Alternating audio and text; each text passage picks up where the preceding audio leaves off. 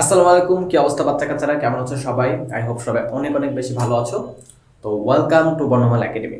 আজকের এই ক্লাসে বা এই যে যদি তুমি প্লে লিস্ট থেকে দেখে থাকো তাহলে এই প্লে লিস্টটায় তোমাদের সপ্তম শ্রেণীর বা ক্লাস 7-এর বিজ্ঞান বা সায়েন্স বইয়ের পুরোটা শেষ করে দেওয়া হবে। সো এটা হচ্ছে ফার্স্ট ক্লাস। ফার্স্ট ক্লাসে আমরা ফার্স্ট চ্যাপ্টারটা পড়বো। ফার্স্ট চ্যাপ্টারটার নাম কি? নিম্ন শ্রেণীর জীব। সো বিজ্ঞান জিনিসটা মানে বিজ্ঞান জিনিসটা আসলে কি সেটা ডিপে যাওয়ার আগে কিছু কথা বলে নিই। তোমরা অনেকে ম্যাথ জিনিসটাকে গুরুত্ব দাও, তারপর হচ্ছে ইংলিশ জিনিসটাকে খুব বেশি গুরুত্ব দাও, বাট বিজ্ঞান বা সায়েন্স জিনিসটাকে অনেকেই খুব একটা পাত্তা দাও না। ওটা জাস্ট রিডিং বলে, বাট এইটা কিন্তু ফিউচারে সবচেয়ে বেশি ইম্পর্টেন্ট জিনিস হবে।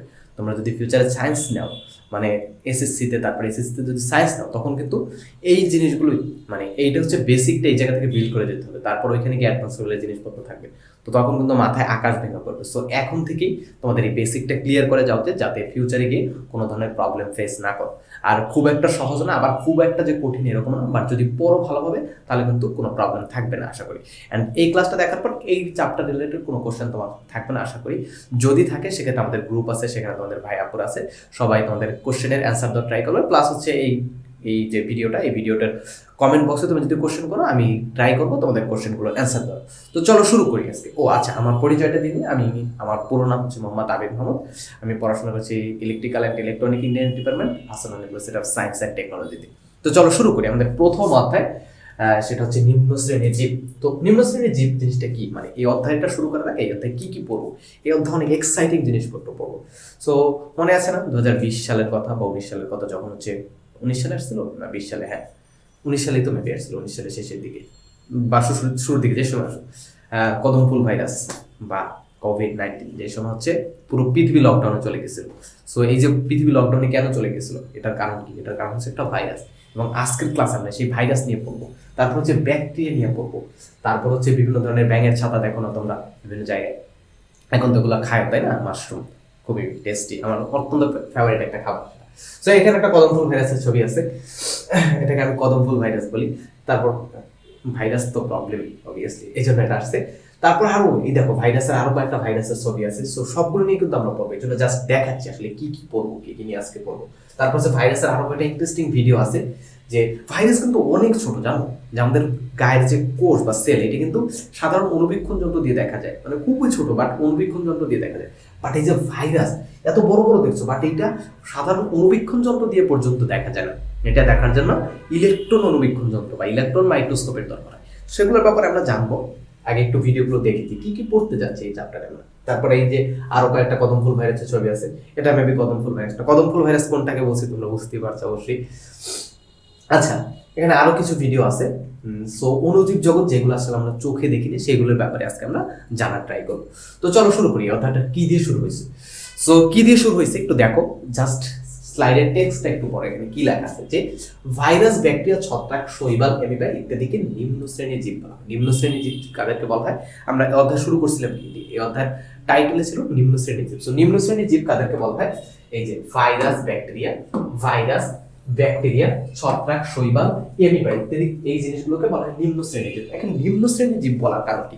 আমাদের চারপাশে তো আরো অনেক জীব আছে, সেগুলোর তো বুদ্ধি নেই, বাট সেগুলোকে তো আমরা নিম্ন শ্রেণীর জীব বলি না। নিম্ন শ্রেণীর জীব বলি কারণ হচ্ছে আমাদের দেহে তো বিভিন্ন শারীরবৃত্তীয় প্রক্রিয়া চলছে, তাই না? তারপর হাঁস, মুরগি, গরু, ছাগল, যাই বলো, গাছপালা বলো, সবগুলোর ভিতরে বিভিন্ন ধরনের প্রক্রিয়া চলছে, যার মাধ্যমে খাদ্য তৈরি করছে, আমরা খাবার খাচ্ছি, হজম করছি। বাট এই জীবগুলোর ব্যাপারে আসলে এরকম কোনো মানে এদের স্ট্রাকচারে ঠিক নেই, এদের দেহের ভিতরে গঠন ঠিক নেই। এদেরকে তুমি সরাসরি যে জীব বলতে পারো ওইভাবে বলতে পারবা না। অনেক সময় এরা জড় পদার্থের মতো আচরণ করে। ওদের স্বাভাবিক প্রক্রিয়াগুলো, খাওয়া দাওয়া, ঘুম, এগুলো তো থাকেই না। ইনফ্যাক্ট এদের শরীরের ভিতরে এমন কোনো কিছু কাজ হয় দেখে মাঝে মাঝে মনে হয় এরা হচ্ছে জড় পদার্থ, এরা কোনো জীবই না। সো এই জন্য এদেরকে মানে এদের কোনো কিছু ঠিক নেই। কি কি ঠিক নেই, কোষের গঠন কিরকম, এগুলোর ব্যাপারে জানবো একটু পরে, কয়েকটা স্লাইড পরে জানবো।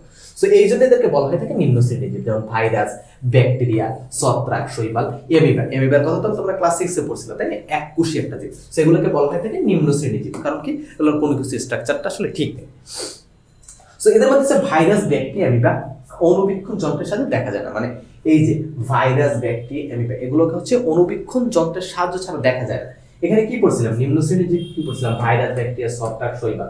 বাট ছত্রাক এবং শৈবাল, কিছু কিছু ছত্রাক এবং শৈবাল, মানে সব ছত্রাক এবং শৈবাল না, কিছু কিছু ছত্রাক এবং শৈবাল হচ্ছে শুধুমাত্র অনুবীক্ষণ যন্ত্রে দেখা যায়, মানে খুবই ক্ষুদ্র, আবার কিছু কিছু হচ্ছে বড়, যেগুলো আমরা খালি চোখে দেখতে পারি। একটু পরে আমরা দেখছি এগুলো। সো এখানে এটা লেখা আছে যে কিছু কিছু ছত্রাক এবং শৈবাল খালি চোখে দেখা গেল, অধিকাংশ ছত্রাক এবং শৈবাল অনুবীক্ষণ যন্ত্রের সাহায্য ছাড়া দেখা যায় না। সো এইসব অণুজীব বা আদিজীব, মানুষ, গৃহপালিত পশু পাখি, রোগ সৃষ্টি করে, আর অনেক কিছু লেখা আছে যে এগুলো ক্ষতি করে, কি কি ক্ষতি করে সেগুলোর ব্যাপারটা আমরা পড়বো। জাস্ট হচ্ছে প্রথম স্লাইড হিসেবে, ইন্ট্রোডাকশন স্লাইড হিসেবে এগুলো লেখা আছে। সো এটা বুঝলাম যে এই যে ভাইরাস, ব্যাকটেরিয়া, ছত্রাক, শৈবাল, এগুলোকে বলা হয় থাকে নিম্ন শ্রেণী জীব, কারণ দেহের স্ট্রাকচার কিছুই ঠিক নেই। সো আসুন আমরা শুরু করি অধ্যায়টা। এটা ইন্ট্রোডাকশনটা দেখে নিলাম। সো এরপর হচ্ছে অণুজীব জগৎ। এগুলো তো অণুজীব জগতের অংশ, তাই না? অণুজীব জগৎ খুবই ক্ষুদ্র ক্ষুদ্র। সেই অণুজীব জগৎকে আমরা আমাদের চারপাশের পরিবেশের জীবগুলোকে বিভিন্ন ভাগে ভাগ করা হয়, সেগুলোর ব্যাপারে ক্লাস 8-এ জানবো, প্লাস হচ্ছে 6-এও কিছু জানছি। বাট এই অধ্যায়ে আমরা জানবো শুধুমাত্র অণুজীবের প্রকারভেদ, মানে অণুজীবকে কয়টা ভাগে ভাগ করা হয়, এটার মানে বৈশিষ্ট্যগুলো কি কি সেগুলোর ব্যাপারে জানবো। সো অণুজীব জগৎকে, এই যে টোটাল অণুজীব জগৎকে 3টা ভাগে ভাগ করা হয়, এক্যারিওটা, প্রোক্যারিওটা এবং ইউক্যারিওটা। এগুলোকে কেন বলা হয় সেগুলো জানবো, প্লাস হচ্ছে মানে এগুলোর কি বৈশিষ্ট্যগুলো কি সেগুলোর ব্যাপারে জানবো। সো প্রথমে শুরু করি। সো এটা তো বুঝলাম যে অণুজীব জগৎকে, এই যে ভাইরাস, ব্যাকটেরিয়া, ছত্রাক, শৈবাল, এই যে নিম্ন শ্রেণীর জীব বা অণুজীব জগৎ, যেগুলোকে হচ্ছে অনুবীক্ষণ যন্ত্রের সাহায্য ছাড়া দেখা যায় না, এই যে অণুজীব জগৎ বা ক্ষুদ্র ক্ষুদ্র জীব জগৎ, যেগুলো আমাদের চোখের বাইরে, আমরা চারপাশে অনেক কিছু দেখছি, বাট এর বাইরেও যে ক্ষুদ্র ক্ষুদ্র কত জিনিস আছে যেগুলো পুরো পৃথিবী ওলটপালট করে দিচ্ছে। যেমন 19 সালে যেটা হয়েছিল, কোভিড-19 আক্রমণকারী সিম্পল ছোট্ট একটা ভাইরাস, বাট এর কারণে পুরো পৃথিবী ওলটপালট হয়ে গেছে, যেটাকে চোখে পর্যন্ত দেখা যায় না। সো এদের কিন্তু অনেক প্রভাব আছে, আমরা চোখে দেখতে পাই না, এই জন্য কি হয়েছে, এদের সংখ্যা কিন্তু অনেক অনেক হয়তো মানুষের চেয়েও বা আমার চারপাশে যে প্রাণীগুলো থেকে তার চেয়েও অনেক অনেক গুণ বেশি এদের সংখ্যাটা, বাট আমরা চোখে দেখতে পাই। বাট আমাদের পরিবেশে বা আমাদের লাইফে এগুলোর প্রভাব কিন্তু অনেক আছে, এই জন্য কিন্তু আমরা পড়বো। সো বিজ্ঞান পড়ার ক্ষেত্রে একটা জিনিস মাথায় রাখবা, যে বিজ্ঞান কখনোই আমরা শুধু শুধু পড়ি না, কোনো কারণ ছাড়াই। দেখবে একটা জিনিস হয়তো তোমার মনে হবে, প্রথমে দেখে হয়তো মনে হবে যে এই জিনিসটা আসলে কাজে লাগে না, বাট একটা সার্টেন টাইম পর বা তুমি যখন আরো উপরে ক্লাস উঠবা বা হয়তো ওইগুলো নিয়ে যখন কাজ করবা, তখন দেখবা যে এগুলো আসলেই কাজে লাগে। সো দ্যাটস আমরা পড়ছি। ধরো তুমি হয়তো বিজ্ঞানী হলা, বায়োলজি বা জীববিজ্ঞান রিলেটেড কোনো সাবজেক্ট ফিউচারে গিয়ে বড় হয়ে পড়লা, তখন কিন্তু এই জিনিসগুলো তোমার কাজে লাগবে। আচ্ছা, অণুজীব জগৎ, অণুজীব জগৎকে 3টা ভাগে ভাগ করে, এক্যারিওটা, প্রোক্যারিওটা এবং ইউক্যারিওটা। তো প্রথম ভাগে, প্রথম যে রাজ্যটা সেটা হচ্ছে এক্যারিওটা। সো সেইটা একটু দেখি। প্রথম যে রাজ্য এক্যারিওটা। সো এদেরকে বলা হয় থাকে এক্যারিওটা, মানে ক্যারিয়ন মানে বলা, এই দেখো অর্থটা একটু ভালো, ক্যারিয়ন মানে হচ্ছে নিউক্লিয়াস, বা অনেক সময় এই যে ক্যারিয়ন দিয়ে কোষকেও বোঝানো হয়, মানে কোষকেও বোঝানো হয়, কোষকে ইন্ডিকেট করা হয়। এক্যারিওটা মানে বোঝায় কি, এটার মানে কোষ, এটা কোষই না, এরকম যে অকোষীয় বলা হয় থাকে। এটার অনুবাদ কি করা হয়েছে, অকোষীয়, মানে এটা তো একেবারে ক্ষুদ্র একটা কোষ, একটা সেল। মানুষের দেহে তো কোটি কোটি সেল আছে, বিলিয়ন বিলিয়ন বিলিয়ন না ট্রিলিয়ন, মেবি 100 ট্রিলিয়ন সেল আছে, তাই না? সো এই যে ক্ষুদ্র ক্ষুদ্র কোষ আছে যেগুলো অনুবীক্ষণ যন্ত্রের সাহায্য ছাড়া দেখা যায় না, তাদের চেয়েও ছোট এরা, তাদের চেয়েও ছোট এরা। এদেরকে দেখতে ইলেকট্রন মাইক্রোস্কোপ লাগে, ইলেকট্রনিক মাইক্রোস্কোপ না, কিন্তু ইলেকট্রন মাইক্রোস্কোপ। এটা কিন্তু অনেকে ভুল করো। আমি যখন তোমাদের সময় ক্লাস 7-এ ছিলাম, তখন কিন্তু এই যে ইলেকট্রনিক মাইক্রোস্কোপ বলতাম, আমি ভাবতাম ক্লাসের বইতে ভুল লেখা, আসলে ভুল লেখা না, এটা ইলেকট্রন মাইক্রোস্কোপ, ইলেকট্রনিক মাইক্রোস্কোপ না। যাক, আমরা ডিফারেন্ট টপিকে ঢুকে যাচ্ছিলাম। যে এদেরকে, এই যে এক্যারিওটা, এদেরকে অকোষীয় বলা হয় থাকে। এক কারণে বলা হয় থাকে, কারণ কি, কারণ হচ্ছে এদের কোনো কিছুই ঠিক নেই, মানে একটা কোষ হওয়ার জন্য বা একটা জীব হওয়ার জন্য যা কিছু দরকার সেইটা তো নাই, বাট একটা সিঙ্গেল কোষ হওয়ার জন্য যে অঙ্গাণুগুলো লাগে সেইগুলো নাই, কোনো কিছু আসলে ঠিক নেই। ভাইরাসের গঠন একটু কয়েকটা স্লাইড পরে ভাইরাসের স্ট্রাকচার আছে, তখন আমরা এগুলোর ব্যাপারে জানবো। আচ্ছা ওয়েট, দেখি আমার রেকর্ডটা চলছে কিনা একটু।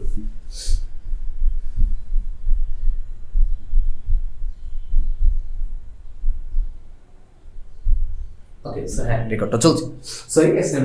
সো আরেকটা ইন্টারেস্টিং ব্যাপার বলিনি, এই যে দেখো আমরা যেই অধ্যায়টা পড়ছি যে অণুজীব জগৎ, এই জগতের কারণেই মানুষের কিন্তু অনেক ধরনের রোগ হয়, যেমন ভাইরাস জনিত রোগ। যেমন এখন দেখো আমার কথা বলতে একটু অসুবিধা হচ্ছে, বিকজ আমার হচ্ছে একটু ঠান্ডা লাগছে, সর্দি হয়েছে, কাশি হয়েছে। সো এটার কারণ দায়ী কিন্তু এই টাইপের কোনো একটা ভাইরাসই হয়তো। ইন্টারেস্টিং না? দেখো আমাদের ডাক্তারি করতে গেলে যে জিনিসপত্র লাগে সেগুলো ব্যাপারে জানা শুরু করছি আমরা। সো এক্যারিওট, এদেরকে অকোষীয় বলা হয়ে থাকে। এসব অণুজীব এতই ছোট যে সাধারণ অনুবীক্ষণ যন্ত্রের নিচে এদেরকে দেখা যায়, ইলেকট্রন মাইক্রোস্কোপের দরকার হয়। এই যে একটা ইলেকট্রন মাইক্রোস্কোপের ছবি, এই যে ইলেকট্রন মাইক্রোস্কোপ খুবই বড় সড়ো একটা জিনিস, তো এটার মাধ্যমে দেখতে হয় ইলেকট্রন মাইক্রোস্কোপ কেন বলা হয়? কারণ কি সাধারণ মাইক্রোস্কোপকে আলো ব্যবহার করে, মানে একটা নর্মাল মাইক্রোস্কোপে আলো বা লাইট ব্যবহার করে কোনো বস্তুকে দেখা হয়, বাট এই যে ইলেকট্রন মাইক্রোস্কোপের ক্ষেত্রে কি হয়, এখানে ইলেকট্রনকে ব্যবহার করে কোনো বস্তু দেখা হয়, ইলেকট্রনকে ব্যবহার করে কোনো বস্তু দেখে। এটা তোমরা হয়তো ক্লাস 9-10-এও বুঝবা না, হয়তো এইচএসসিতে গেলে, ক্লাস 11-12 গেলে তখন বুঝবা, বা ভার্সিটি লেভেলে এই রিলেটেড সাবজেক্টে গেলে বুঝবা। তারপর রাজ্য 2, রাজ্য হচ্ছে প্রোক্যারিওটা। প্রোক্যারিওটা বলা হয় কাকে? ক্যারিয়ন মানে হচ্ছে নিউক্লিয়াস, ক্যারিয়ন মানে হচ্ছে নিউক্লিয়াস, এটা মনে রাখো। সো কোষের ভিতর কি থাকে? নিউক্লিয়াস। এবং প্রোক্যারিওটা বলতে কি বোঝায়? প্রোক্যারিওটা বলতে বোঝায় আদি নিউক্লিয়াস, মানে এটার নিউক্লিয়াসটা ঠিক নেই, সুগঠিত না, এই জন্য এদেরকে বলা হয় থাকে প্রোক্যারিওটা। এই যে যেসব অণুজীবের কোষের কেন্দ্রিকা সুগঠিত নয় তারাই এই রাজ্যের অন্তর্ভুক্ত। সো কেন্দ্রিকা, নিউক্লিয়াসের আরেকটা নাম কি? কেন্দ্রিকা। এটা আমরা সবাই জানি যে কেন্দ্রিকা বা নিউক্লিয়াস,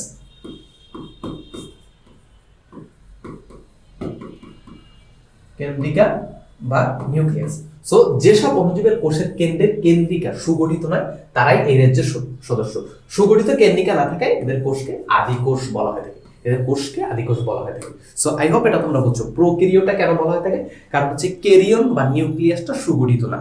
প্রো মানে হচ্ছে আদি বোঝায়, মানে নিউক্লিয়াসের আদি অবস্থা, যেই অবস্থায় নিউক্লিয়াসটা সুগঠিত না, এই জন্য বলা হয় থাকে প্রোক্যারিওটা। যেসব অণুজীবের কোষের কেন্দ্রিকা বা নিউক্লিয়াস সুগঠিত না তারাই এই রাজ্যের সদস্য।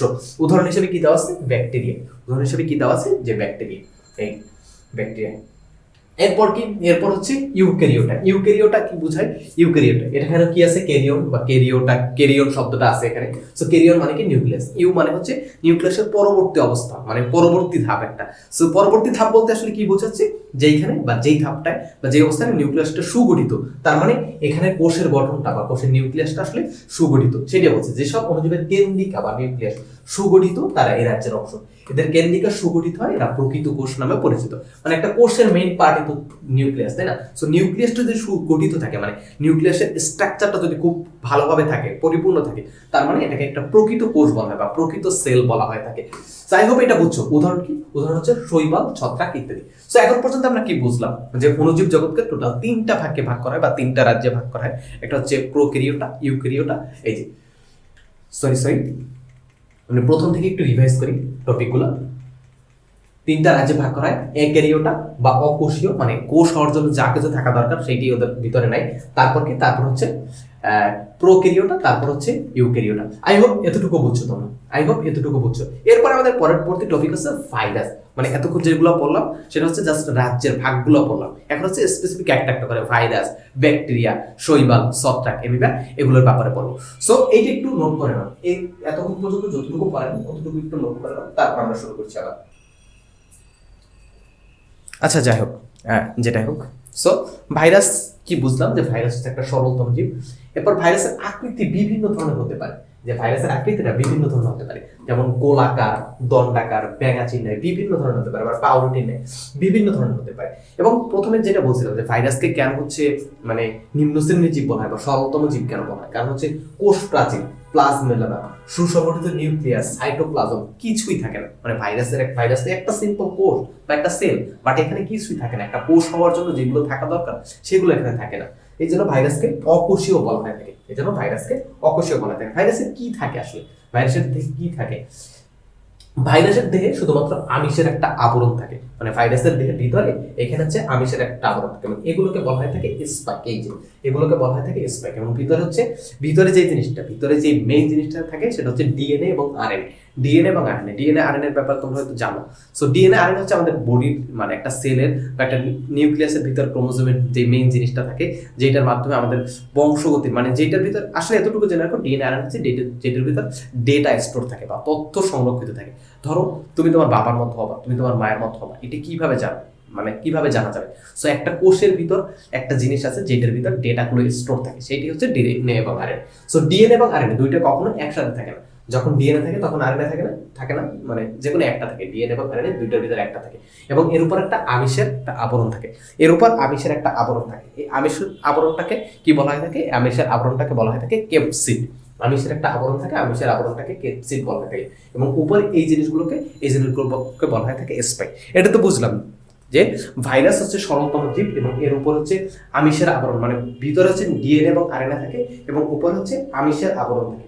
উপরে হচ্ছে আমিষের আবরণ থাকে, এবং এই আমিষের আবরণ বা প্রোটিনের যে আবরণ তার উপরেও একটা স্তর অনেক সময় থাকে, যেটাকে বলা থাকে এনভেলাপ, এবং তার উপর হচ্ছে স্পাইকটা থাকে। এটার ভিতরের স্ট্রাকচারের কথা বলছি, আমি এটা বুঝছো।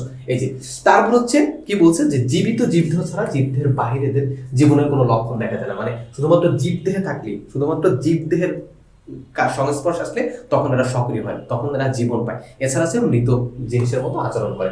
এই জন্য এদেরকে বলা হয় থাকে প্রকৃত পরজীবী। আশা করি ভাইরাসের ব্যাপারটা তোমরা বুঝছো। সো ভাইরাসের কারণে কি করে, এই যে দেখো, এই যে উপরে একটা স্তর থাকে সেটাকে এনভেলপ বলা হয় থাকে, তারপর এগুলোকে বলা হয় থাকে প্রোটিন, কি বলে, স্পাইক বলা হয় থাকে। সো ভিতরে হচ্ছে ডিএনএ এবং আরএনএ থাকে, ডিএনএ এবং আরএনএ থাকে।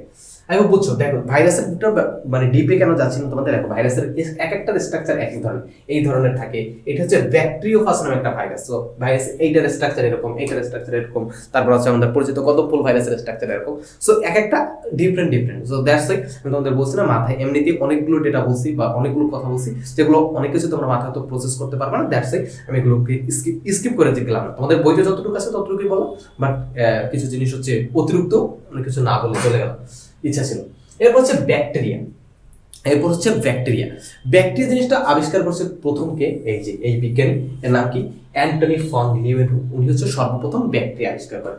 ব্যাকটেরিয়া হচ্ছে ভাইরাসের মতো, এরা হচ্ছে গোলাকার, দণ্ডাকার, কমা আকার, পেঁচানো ইত্যাদি নানা ধরনের হয়ে থাকে। মানে ব্যাকটেরিয়ার ব্যাপারটা এরকম, মানে এর নিজের কোনো ফিক্সড স্ট্রাকচার নাই, এরা বিভিন্ন ধরনের হতে পারে। এই যে মানে তুমি ধরো কি বললাম যে মানুষ প্রজাতিটা সবার কি থাকবে, দুইটা হাত থাকবে, দুইটা পা থাকবে, একটা মাথা থাকবে, তারপর হচ্ছে কিছু কিছু মানুষের মাথা দুইটা থাকে, একটা হচ্ছে গিবত করার জন্য থাকে। আমাদের এলাকায় এরকম হয়তো যে আমাদের কিছু স্যার ছিল, তারা হচ্ছে সারাদিন, আচ্ছা যাই হোক, এটা আবার আলাদা একটা গিবত হয়ে যাবে। যাই হোক, এটা ডিফারেন্ট ইস্যু। সো আমরা মানুষের ব্যাপারে কি একটা মানে মানুষের ব্যাপারে ধারণা নিলি, যে কোনো একটা মানুষের ব্যাপারে ধারণা নিলে আমরা বুঝতে পারি যে অন্য সবার গঠন কিরকম, অন্য সবার স্ট্রাকচার কিরকম। বাট ব্যাকটেরিয়া, ভাইরাস এগুলোর ব্যাপারে আমরা এগুলো জানতে পারি না, কারণ কি এদের প্রত্যেকের গঠন আলাদা, প্রত্যেকের স্ট্রাকচার আলাদা। আচ্ছা, এরপরে কি আছে দেখি। এরপর হচ্ছে ব্যাকটেরিয়ার আকৃতি পেতে, মানে ব্যাকটেরিয়ার যে আকৃতি পেতে ব্যাকটেরিয়াকে কয়েকটা ভাগে ভাগ করা হয়, যেমন হচ্ছে কফকাস, বেসিলাস, কমা এবং স্পাইরালাম। আই হোপ তোমরা কিছুই বুঝো না এটা। এটা হচ্ছে যে শব্দগুলো তো বাংলা শব্দ না, এই জন্য তোমরা বুঝতে পারছো না। সো শব্দগুলো দেখি। আচ্ছা, ভাইরাস শব্দটা সরি, একটা আজান দিচ্ছে, আজানের পর আমরা শুরু করেছি। সরি, আজানের জন্য একটু ব্রেক নিয়েছিলাম। সো এরপর হচ্ছে আমরা কি পড়তেছিলাম, ভাইরাস ও ব্যাকটেরিয়া পড়তেছিলাম। সো ব্যাকটেরিয়ার আকৃতি অনুসারে বা গঠন অনুসারে কয়েকটা ভাগে ভাগ করা। সো প্রথম ভাগ হচ্ছে, প্রথম যে শ্রেণীটা সেটা হচ্ছে কক্কাস। কক্কাসের আকৃতি হচ্ছে গোলাকার। কক্কাস মানে হচ্ছে গোলাকার, মানে গোলাকার আকৃতির। এরা হচ্ছে দলবদ্ধভাবে থাকতে পারে, এরা দলবদ্ধভাবে থাকে, আবার হচ্ছে একা একাও থাকে। এরা হচ্ছে প্যাকেট বাইজে আঙুরের মতো এরকম থোকায়, তারপর হচ্ছে শিকল তৈরি করে, এরকম একটার পর একটা, এরকম একটার পর একটা শিকল তৈরি করে থাকে। সবসময় আঙুরের মতো থোকায় থাকে, এরকম না, শিকল তৈরি করে থাকে। তারপর সেকেন্ড পার্ট যেটা, সেটা হচ্ছে বেসিলাস। এই ধরনের ব্যাকটেরিয়া দেখতে সাধারণত লম্বাকার হয়। এই ধরনের, এই যে একটু আগে যেটা দেখলাম, এই যে কক্কাসের উদাহরণ হচ্ছে কি, কক্কাসের উদাহরণ হচ্ছে নিউমোনিয়া রোগ সৃষ্টিকারী ব্যাকটেরিয়া। এটা হচ্ছে একটু কি বলে, এটা আমার স্লাইড ডিজাইনের ভুল করছে, উদাহরণ লাগছে, তারপর হচ্ছে এটা হচ্ছে আগেরটাই হবে, মানে হচ্ছে কক্কাসের উদাহরণ কি, কক্কাসের উদাহরণ হচ্ছে নিউমোনিয়া রোগ সৃষ্টিকারী জীবন। এরপর হচ্ছে লাস্ট হচ্ছে এরপর হচ্ছে বেসিলাস কি, বেসিলাস হচ্ছে একটু লম্বাটে আকৃতির, অনেকটা ক্যাপসুলের মতো, ক্যাপসুল খাওয়া নাই তোমরা ওষুধ হিসাবে, সো ওইটার মতো।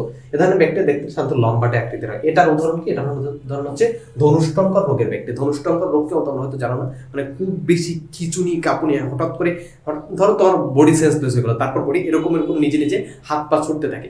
সো আমি যখন ছোট ছিলাম তখন গ্রামে থাকতাম, আমাদের পাশের বাসার এক আন্টির এরকম হয়েছিল। তখন দেখতাম উনি হঠাৎ করে উঠানের মাঝখানে পড়ে যেত, তারপর হচ্ছে এরকম খিচুনি দেখা যেত মাঝে মধ্যে। সো এটা হচ্ছে ধনুষ্টঙ্কার রোগের সৃষ্টিকারী ব্যাকটেরিয়া। এরপর হচ্ছে স্পাইরিলাম হচ্ছে পেঁচানো আকৃতির যে ব্যাকটেরিয়াগুলো, সেটার দুইটা উদাহরণ দেওয়া আছে, মানে দুইটা প্রজাতির উদাহরণ দেওয়া আছে। এটার ভিতরে দুইটা ভাগ দেওয়া আছে, যেটা তোমাদের বইতে নাই, এই জন্য হচ্ছে আমি এটা নিয়ে ডিটেলসে বললাম না কিছু। সো এটার উপকারিতা অনেক কিছু আছে, যেমন হচ্ছে বিভিন্ন ধরনের আমাদের প্রাণঘাতী যে রোগগুলো আছে, ওই রোগগুলো থেকে বাঁচার জন্য যে ওষুধগুলো দরকার সেগুলো তৈরি করার জন্য এই যে বিভিন্ন ধরনের ব্যাকটেরিয়া ইউজ করা হয়। তারপর হচ্ছে বিভিন্ন ধরনের খাবার তৈরিতে ব্যাকটেরিয়া এবং ছত্রাককে ব্যবহার করা হয়। তারপর হচ্ছে অর্থনৈতিক গুরুত্ব আছে অনেক সময়, মোস্ট প্রবাবলি। হ্যাঁ, একটা জিনিস আছে, তোমাদের উদাহরণটা বইতে নাই, তারপরে আমি বলছি যে সমুদ্রে অনেক সময় কি হয়, দুর্ঘটনার ফলে সমুদ্রে তো জাহাজ থাকে বড় বড়, তাই না? ওই জাহাজ হয়তো কোনো জায়গায় তেল নিয়ে যাচ্ছিল, সো যখন জাহাজে দুর্ঘটনা ঘটে বা সমুদ্রের মাঝখানে দুর্ঘটনা ঘটে তখন কি হয়, তেলটা পুরো সমুদ্রে ছড়িয়ে পড়ে। সো দেখো পুরো একটা বিশাল জাহাজ, যেটা 20 তলা 30 তলা বিল্ডিং এর সমান জাহাজ, ওইটা পুরোটা ভর হচ্ছে তেল। ওই তেল যদি পুরো সমুদ্রে ছড়িয়ে যায় তার মানে ওই অঞ্চলটা পুরোপুরি ধ্বংস হয়ে যাবে, জীব প্রজাতি ধ্বংস হয়ে যাবে। সো এটা থেকে বাঁচার জন্য কি করা হয়, ওই জায়গায় কিছু ব্যাকটেরিয়া ছেড়ে দেওয়া হয়, যে ব্যাকটেরিয়া হচ্ছে তেল খেকো ব্যাকটেরিয়া। সো ওরা হচ্ছে তেলটাকে খেয়ে ফেলে। ইন্টারেস্টিং না ব্যাপারটা, অনেক ইন্টারেস্টিং।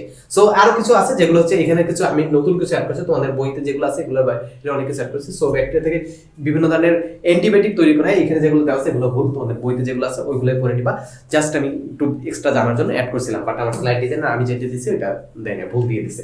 আচ্ছা যাই হোক, এরপর হচ্ছে ছত্রাক। ছত্রাক কি? ছত্রাক হচ্ছে এক ধরনের উদ্ভিদ। এতক্ষণ পর্যন্ত যা দেখছিলাম সবগুলো হচ্ছে আনুবীক্ষণিক, মানে অনুবীক্ষণ যন্ত্রের সাহায্য ছাড়া যেগুলোকে দেখা যায় না। বাট এখন যেগুলো পড়বো ছত্রাক, সেটা হচ্ছে অনুবীক্ষণ যন্ত্রের সাহায্য ছাড়া দেখা যায়। মানে কিছু প্রজাতি অনুবীক্ষণ যন্ত্রের সাহায্য ছাড়া দেখা যায়, আবার কিছু প্রজাতি আছে যেগুলোকে অনুবীক্ষণ যন্ত্রের সাহায্য ছাড়া দেখা যায় না।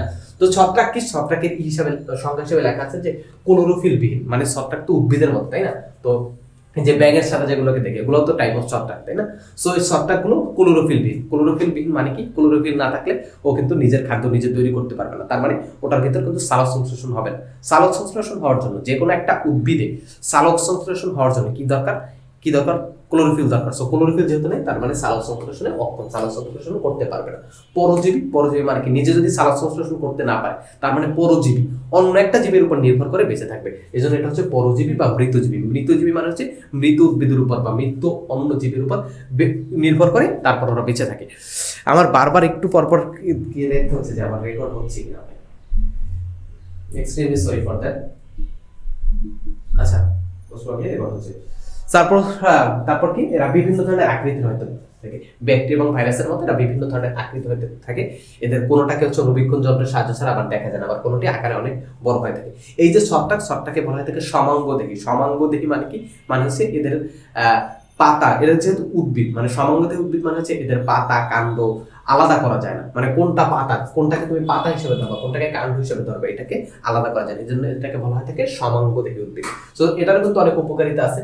মাটির উর্বরতা বাড়াতে সহায়তা করে, তারপর কোনো জিনিস পচতে সাহায্য করে, তারপর হচ্ছে বিভিন্ন ধরনের ঔষধ তৈরিতে, বিভিন্ন ধরনের খাবার তৈরিতে ব্যবহৃত হয়। মাশরুম তো অবভিয়াসলি আমার অনেক ফেভারিট খাবার। সো এটার অনেক উপকারিতা আছে। শুধুমাত্র যে অপ্রয়োজনীয় বা জাস্ট জীব অণুজীব হিসেবে পড়বে এরকম না, এটার আসলে অনেক উপকারিতা আছে। এরপর কি কিছু এই যে আরো কিছু অর্থনৈতিক গুরুত্ব লেখা আছে, জাস্ট এগুলো বোঝানোর মতো কিছু নেই, আমি জাস্ট ওগুলোই বলছি। অনেকে বলছে ভাই জাস্ট আপনি কিছু লাইন পড়ে যাচ্ছেন কেন? আমি সেইগুলোই দেখেছি যেগুলোকে বোঝার মতো জিনিস আছে। এগুলো কিন্তু অর্থনৈতিক গুরুত্ব বা ছত্রাক কি কাজে লাগে এগুলো কিন্তু তুমি নিজে একবার পড়লেই বুঝবা। দেখো, স্যারের কাছে বেশি টাইম ওয়েস্ট করবা না, নিজের মতো করে পড়ার ট্রাই করবা, নিজে পড়াটাকে ফিল করার ট্রাই করবা। প্রথমে নিজে পুরোটা একবার পড়বা, তারপর কিছু না বুঝলে স্যারদের ক্লাস দেখবা বা স্যারদের কাছ থেকে বুঝে নিবা। তো এই জন্য আমি মানে শুধুমাত্র এইটা বলছি, মানে বলে যাচ্ছে যেহেতু, কারণ হচ্ছে আমি চাই যতটুকু বোঝানোর দরকার ততটুকু তোমরা যাতে বুঝতে পারো, এর অতিরিক্ত টাইম যাতে তোমাদের ওয়েস্ট না হয়। তো অর্থনৈতিক গুরুত্ব হিসেবে কি লেখা আছে? কিছু ছত্রাক আগাছা এবং কীট পতঙ্গ যেমন পোকামাকড়, নেমাটোডা তিনি নিয়ন্ত্রণ করতে সাহায্য করে। তো এরকম আরো কিছু কথাবার্তা লেখা আছে, এগুলো পড়ার কোনো দরকার নেই, মানে অবশ্যই তোমাদের পড়ার দরকার আছে, আমার ক্লাসের টাইম ওয়েস্ট করার দরকার নেই। আচ্ছা, এরপর হচ্ছে আচ্ছা, সব ছত্রাক যে উপকারী এরকম না। কিছু ছত্রাক আছে যেমন ভাইরাস, ব্যাকটেরিয়ার মতো, ভাইরাসের মতো অত ক্ষুদ্র না, ক্ষুদ্র ব্যাকটেরিয়ার মতো যেই ছত্রাকগুলো মানুষের দেহে বিভিন্ন ধরনের চুলকানি বা বিভিন্ন ধরনের রোগ সৃষ্টি করে। তো এগুলো থেকে যদি আক্রমণ হয় সেজন্য তো অবভিয়াসলি মানে এইটা তো একটা অপকারী দিক, তাই না? ছত্রাকের একটা অপকারী দিক। এবং এগুলো থেকে বাঁচতে ওই টাইপের মানুষজনের কাছাকাছি যাওয়া যাবে না, মানে ওই তাদের থেকে দূরত্ব বজায় রাখতে হবে। তাদের যেই মানে এটা কিন্তু মারাত্মক ছোঁয়া আছে, ভাইরাসের মতো এরকম মারাত্মক, বলতে গেলে ভাইরাসের চেয়েও ছোঁয়া আছে এরকম। সো কোনোভাবে সংস্পর্শে আসা যাবে না, তাদের ব্যবহৃত জামা কাপড় পর্যন্ত ইউজ করা যাবে না, তাদের ব্যবহৃত আসবাবপত্র ইউজ করা যাবে না, এগুলোর ব্যাপারে অনেক কিছু লেখা আছে। আচ্ছা, এরপর হচ্ছে সর্বশেষ এরপর মেবি এমিবাক্সে। হ্যাঁ, সো এরপর হচ্ছে শৈবাল কি? শৈবালও অনেকটা এরকম, একটা হচ্ছে নিম্ন শ্রেণীর উদ্ভিদ। এতক্ষণ পর্যন্ত দেখছিলাম সেগুলো হচ্ছে নিম্ন শ্রেণীর জীব একটু আগে, আর এটা হচ্ছে নিম্ন শ্রেণীর উদ্ভিদ। এরা হচ্ছে এককোষী বা বহুকোষী, মানে এরা এককোষী হতে পারে, বহুকোষী হতে পারে। শৈবালের কোষীয় গঠন অনেকটা উচ্চ শ্রেণীর উদ্ভিদের মতো, মানে শৈবালের গঠনটা অনেকটা উচ্চ শ্রেণীর উদ্ভিদের মতো, বাট তারপর এটা হচ্ছে নিম্ন শ্রেণীর জীব। শৈবালের উপকারিতা হচ্ছে আইসক্রিম তৈরিতে সামুদ্রিক শৈবালজাত অ্যালজিন ব্যবহৃত হয়, যে সামুদ্রিক অ্যালজিন ব্যবহৃত হয়। অপকারিতা কি? অপকারিতা হচ্ছে বিভিন্ন ধরনের উদ্ভিদ এবং প্রাণীতে বিভিন্ন ধরনের রোগ সৃষ্টি করতে পারে। সো আশা করি শৈবাল এবং ছত্রাক, শৈবাল ছত্রাক শেষ হয়েছে। হ্যাঁ, শৈবাল ছত্রাক রিলেটেড কোনো কোশ্চেন আর নাই। যদি কোনো কোশ্চেন থাকে আমাদের গ্রুপ আছে, আমাদের ক্লাস 8 ক্লাস 7 এর আলাদা গ্রুপ আছে এবং একটা মেইন গ্রুপ আছে। যে কোনো গ্রুপে গিয়ে তুমি ডিসক্রিপশন এবং কমেন্ট বক্সে লিংক দেওয়া থাকবে, ওই জায়গা থেকে তুমি এগুলা কালেক্ট করতে পারো, মানে ওই গ্রুপে জয়েন হতে পারবা। সেখানে কোশ্চেন করলে তোমাদের ভাই আপুরা তোমাদের কোশ্চেনের অ্যান্সার দিয়ে দেবে। এবং কেউ যদি স্পেশালি আমাদের স্পেশাল ব্যাচের সুযোগ আছে, সো সেখানে যদি পড়তে চাও অবভিয়াসলি আমাদের হোয়াটসঅ্যাপ নাম্বার দেওয়া আছে নিচে এবং হচ্ছে ওয়েবসাইটের ঠিকানা আছে, সেখানে গিয়ে তোমরা হচ্ছে এনরোল করতে পারো। আচ্ছা, যাই হোক, এরপর হচ্ছে এমিবাটা পরে। এর আগে হচ্ছে এইটা একটু নিজেরা একটু রিভাইজ করার ট্রাই করো। এমিবাটা পড়ার আগে এটা একটু নিজে একটু ভিডিওটা থামাও, তারপর নিজে পড়ার ট্রাই করো। আচ্ছা, আমাদের সর্বশেষ টপিক হচ্ছে এমিবা। এমিবা কি? এমিবা হচ্ছে প্রোটিস্টা রাজ্যের সদস্য। এমিবা হচ্ছে একটা এককোষী প্রাণী। ক্লাস 6 থেকে এটা পড়ে আসছি যে এমিবা হচ্ছে একটা এককোষী প্রাণী। এগুলোর দেহ হচ্ছে ক্ষুদ্রাকার, মানে এককোষী, একটা কতই বল হবে, ক্ষুদ্রকার একেবারে। অণুবীক্ষণ যন্ত্র, অবভিয়াসলি অণুবীক্ষণ যন্ত্রের সাহায্য ছাড়া এটাকে দেখা যায় না, সেটাই লেখা আছে যে বৈশিষ্ট্য, অণুবীক্ষণ যন্ত্রের সাহায্য ছাড়া এগুলোকে দেখা যায়। এবং হচ্ছে প্রয়োজনে দেহের আকৃতি পরিবর্তন করতে পারে। এরা প্রয়োজনে দেহের আকৃতি পরিবর্তন করতে পারে। এই যে এটা হচ্ছে একটা এমিবার একেবারে রিয়েল ছবি, আণুবীক্ষণিক ছবি। এটা তোমাদের বইতে তো আছে যেটা, সেটা হচ্ছে আঁকা ছবি, বাট এটা হচ্ছে একেবারে রিয়েল পিকচার। তারপর এগুলোর দেহ থেকে আঙুলের মতো তৈরি যে অভিক্ষেপ, এই যে আঙুলের মতো কিছু অভিক্ষেপ তৈরি করা হয়, এগুলোকে ক্ষণপথ বলা হয় থাকে। এই যে আঙুলের মতো অভিক্ষেপ তৈরি, এগুলোকে ক্ষণপথ বলা হয় থাকে। এর সাহায্যে হচ্ছে চলাচল করে, প্লাস হচ্ছে খাদ্য গ্রহণ করে। এর দেহটা একটা পাতলা এবং স্বচ্ছ আবরণ দ্বারা, ঘেরা থাকে। এটাকে বলা হয় থাকে প্লাজমা লেমা, মানে উপরে একটা স্বচ্ছ আবরণ থাকে বা ক্রিস্টাল স্ট্রাকচার না, ক্রিস্টাল একটা লেয়ার থাকে, যেটাকে প্লাজমা লেমা বলা হয় থাকে। সো এমিবা সাধারণত কোথায় থাকে? পানিতে, স্যাঁতস্যাঁতে মাটিতে, পুকুরের তলার পচা জৈব আবর্জনার মধ্যে এমিবা জন্মে থাকে। এরপর কি? এরপর হচ্ছে অ্যান্টামিবা। সর্বশেষ হচ্ছে অ্যান্টামিবা। সর্বশেষ কি? অ্যান্টামিবা হচ্ছে প্রোটিস্টা রাজ্যভুক্ত একটা এককোষী জীব, মানে এমিবার মতোই প্রোটিস্টা রাজ্যভুক্ত একটা এককোষী জীব। প্রতিকূল পরিবেশের আর গোলাকার শক্ত আবরণ, মানে সাধারণ অবস্থায় এরা হচ্ছে জেলির মতো থকথকে, মানে এদের নির্দিষ্ট কোনো স্ট্রাকচার নেই। এই যে অ্যান্টামিবার নির্দিষ্ট কোনো স্ট্রাকচার নেই, জেলির মতো থকথকে, বাট প্রতিকূল পরিবেশে এরা একটা শক্ত আবরণ দিয়ে নিজের দেহকে ঢেকে ফেলে। এই অবস্থাটাকে বলা হয় থাকে সিস্ট। এদেরকেও খালি চোখে দেখা যায় না, অণুবীক্ষণ যন্ত্রের মাধ্যমে দেখতে হয় এমিবার মতো। এদের এই যে নির্দিষ্ট কোনো আকার থাকে না, যেহেতু এরা প্রতিনিয়ত আকার পরিবর্তন করতে পারে। অ্যান্টামিবা মানে আমাশয় দুই ধরনের আমাশয় আছে আমাদের দেহে। দুই ধরনের আমাশয় দেখা যায়। এক ধরনের আমাশয়ের জন্য দায়ী হচ্ছে এই যে অ্যান্টামিবাটা, এটা হচ্ছে এক ধরনের আমাশয়ের জন্য দায়ী। আচ্ছা, বারবার ক্যামেরার বাইরে চলে যাচ্ছি, আচ্ছা যেটা বলছিলাম সো আমাদের দুই ধরনের আমাশয় থাকে, একটা হচ্ছে এমিবি আর একটা হচ্ছে বেসিলারি। সো এমিবিক যে আমাশয়টা, বেসিলারি আমাশয় হচ্ছে একটা ব্যাকটেরিয়ার জন্য হয়, আর এমিবিক যে আমাশয়টা, এটার কারণ হচ্ছে এই যে অ্যান্টামিবাটা, এটাই দেয়। এবং এটা খুব সহজে কিন্তু ভালো হয় না, আই হোপ এটা তোমরা বুঝছো। এরপর সর্বশেষ টপিক, স্বাস্থ্য ঝুঁকি সৃষ্টিতে অণুজীবের ভূমিকা। তো এটা একটা সিম্পল টপিক, তোমরা জানো যে অণুজীব। এখানে আরো অনেক কিছু লেখা আছে যেগুলো আমি অবভিয়াসলি পড়বো না, যে স্বাস্থ্য ঝুঁকি কিভাবে তৈরি হয়, ভাইরাস এবং ব্যাকটেরিয়া, শৈবাল ছত্রাক, সবগুলোর উপকারী দিকও আছে। সবচাইতে কম উপকারী দিক হচ্ছে ভাইরাসের, এছাড়া সবগুলোর উপকারী অপকারী সবগুলোর দিকে আছে। কোনোটা আমাদের খাবার তৈরিতে ব্যবহৃত হয়, কোনোটা হচ্ছে আমাদের কি বলে ঔষধ তৈরিতে ব্যবহৃত হয়, কোনোটা বিভিন্ন ধরনের কি বলে আরো অনেক ধরনের কাজে লাগে। সবগুলো এখন আমার ইনস্ট্যান্টলি মাথায় আসছে না। সো এগুলোর ব্যাপারে আরো অনেক কিছু লেখা আছে, যে কিছু রোগ আছে, রোগ তৈরি হয় এবং এর প্রতিকার কি, এগুলোর ব্যাপারে লেখা আছে। জাস্ট স্ক্রিনশট দিয়ে রাখো এবং আমাদের গ্রুপে জয়েন করলে তোমরা স্লাইডটাও কিন্তু পেয়ে যাবো। আমাদের কি বলে ব্যাচে যদি পড়ো, সেক্ষেত্রে তো অবভিয়াসলি স্লাইড আরো ইন্টারেক্টিভ স্লাইড তোমাদের দেওয়া হবে। সো এই তো একটু স্ক্রিনশট দিয়ে রাখো, এগুলো পড়িয়ে সময় নষ্ট করা, মানে ভিডিও দেখে সময় নষ্ট করার মতো কিছু না এগুলো আসলে।